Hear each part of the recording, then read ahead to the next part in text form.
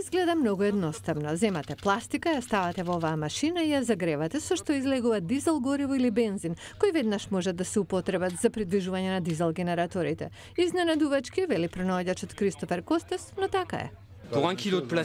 Од килограм пластика се добива литар течност. Тимот што ја конструираше оваа машина вели дека целта е таа да била мала и достапна. Тоа треба да им овозможи на земјите во развој да произведуваат гориво и истовремено да го намалат пластичниот отпад, вели Франсоа Даниел од групата за заштита на околината Earthwake.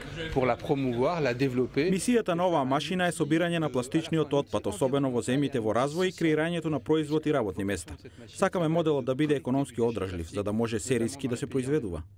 Ова е Nexo, новиот еколошки автомобил на Hyundai, придвижуван од горивни келии. Менаџерката Силвија Чарлдс вели дека возилото испушта единствено чист кислород.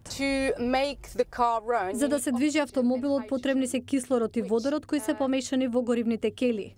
Низ хемиска реакција се произведува електрична енергија. За да добиеме кислород, не носиме кислород на возилото, туку го користиме кислородот во воздухот додека возиме. Но кислородот треба да биде целосно чист, затоа поминува низ 3 различни филтри пред да го придвижи автомобилот. Потоа тој кислород се враќа во атмосферата почисто од што претходно.